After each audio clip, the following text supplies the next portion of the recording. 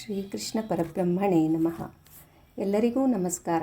ಈಗ ನಡೆಯುತ್ತಿರುವ ಪುರುಷೋತ್ತಮ ಮಾಸದಲ್ಲಿ ನಾವು ಭಗವದ್ಗೀತೆಯ ಈ ಶ್ಲೋಕದಲ್ಲಿ ಏನಿದೆ ಎಂದು ಒಂದು ಸಣ್ಣ ಉಪಕಥೆಯಲ್ಲಿ ತಿಳಿಯೋಣ. ಇದು 8ನೇ ಅಧ್ಯಾಯದಲ್ಲಿರುವ ಶ್ಲೋಕ. ನಾನು ಒಂದು ಪುಸ್ತಕದಲ್ಲಿ ಓದಿರುವುದನ್ನು ನಿಮ್ಮ ಜೊತೆ ಹಂಚಿಕೊಳ್ಳುವ ಒಂದು ಸಣ್ಣ ಪ್ರಯತ್ನವನ್ನು ಮಾಡುತ್ತಿದ್ದೇನೆ.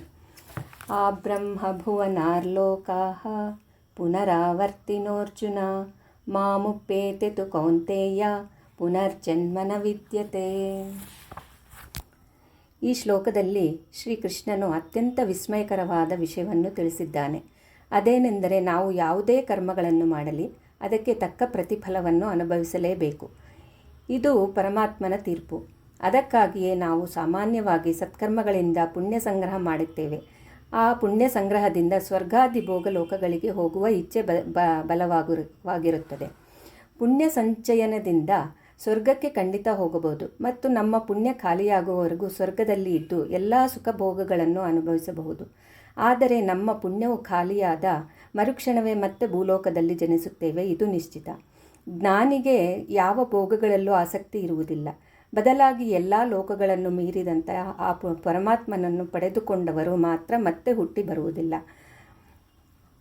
ಎಂದು ಹೇಳಿದ್ದಾನೆ. ಫಲಾಪೇಕ್ಷೆ ಇಲ್ಲದ ನಿಷ್ಕಾಮ ಕರ್ಮಗಳ ಮೂಲಕ ಭಗವದರ್ಪಣ ಯಜ್ಞರೂಪಿ ಕರ್ಮಗಳನ್ನು ಮಾಡುವುದರ ಮೂಲಕ ಆ ಪರಮಾತ್ಮನನ್ನೇ ಪಡೆಯುತ್ತಾರೆ. ಈಗ ಒಂದು ಸಣ್ಣ ಉಪಕಥೆ ಹೇಳುತ್ತೇನೆ. ಒಬ್ಬ ದೊಡ್ಡ ಸಾಹುಕಾರನಿದ್ದನು. ಅವನು ಒಂದು ದೊಡ್ಡ ಮನೆಯನ್ನು ಕಟ್ಟಿಸಿ ಅದನ್ನು ಗೃಹ ಪ್ರವೇಶ ಮಾಡಿದ ಮೇಲೆ ಅವನಿಗೆ ವಿದೇಶಕ್ಕೆ ಹೋಗುವ ಅವಕಾಶ ಬರುತ್ತದೆ. ಅದಕ್ಕೆ ಅವನು ಮನೆಯನ್ನು ನೋಡಿಕೊಳ್ಳಲು ಒಬ್ಬ ಕೆಲಸಗಾರನನ್ನು ನೇಮಿಸಿ ಅವನಿಗೆ ಚೆನ್ನಾಗಿ ಹೂಗಳನ್ನು ಗಿಡಗಳನ್ನು ಬೆಳೆಸುವಂತೆ ಹೇಳಿ ಅವನು ವಿದೇಶಕ್ಕೆ ಹೋಗುತ್ತಾನೆ. ಕೆಲಸಗಾರನು ಪ್ರತಿನಿತ್ಯ ಗಿಡಗಳಿಗೆ ನೀರು ಹಾಕಿ ಹೂಗಳನ್ನು ತನ್ನ ಸ್ವಂತ ಮಕ್ಕಳಂತೆ ನೋಡಿಕೊಳ್ಳುತ್ತಿದ್ದನು. ಆ ಸಾಹುಕಾರನು ತನ್ನ ವಿದೇಶ ಪ್ರಯಾಣ ಮುಗಿಸಿ ಬಂದನು.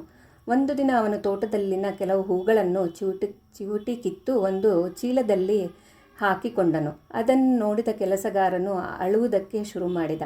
ಅದಕ್ಕೆ ಸಾಹುಕಾರನು, ನಮ್ಮ ಮನೆಯ ಆಳು ನೀನು, ನನ್ನ ಗಿಡಗಳಲ್ಲಿ ಕೆಲವು ಹೂಗಳನ್ನು ಕಿತ್ತರೆ ನೀನು ಏಕೆ ಅಳುತ್ತಿದ್ದೀಯ ಮೂರ್ಖ ಎಂದು ಬೈದನಂತೆ.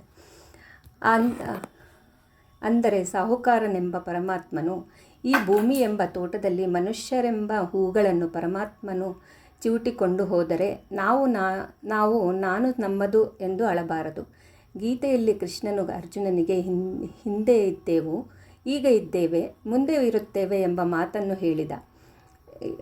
ಅದು ಹಿಂದೆ ಇದ್ದೇವೆ ಎನ್ನುವುದಕ್ಕೆ ನಾವು ಒಬ್ಬರನ್ನೊಬ್ಬರು ನೋಡಿ ಆಕರ್ಷಿತರಾಗುತ್ತೇವೆ. ಆಗ ನಾವು ಹಿಂದಿನ ಜನ್ಮದಲ್ಲಿ ಯಾವ ಸಂಬಂಧವಾಗಿ ಹುಟ್ಟಿದ್ದೇವೋ ಈ ಜನ್ಮದಲ್ಲಿ ಆಕರ್ಷಿತರಾಗಿದ್ದೇವೆ ಎಂದು ಹೇಳುತ್ತಾರೆ. ಅದಕ್ಕೆ ನಾವು ಹಿಂದೆ ಇದ್ದೇವೆ ಎಂದರ್ಥ. ಮುಂದೆ ಇರುತ್ತೇವೆ ಎಂದರೆ ನಾವು ಈ ಜನ್ಮಗಳಲ್ಲಿ ಮಾಡಿದ ಪುಣ್ಯ ಕೆಲಸಗಳನ್ನು ಸತ್ಕಾರ್ಯಗಳನ್ನು ಮುಂದಿನ ಜನ್ಮದಲ್ಲಿ ನಮಗೆ ಒಳ್ಳೆಯ ಜನ್ಮ ಬರಲಿ ಎಂದು ಮಾಡುತ್ತಾರೆ.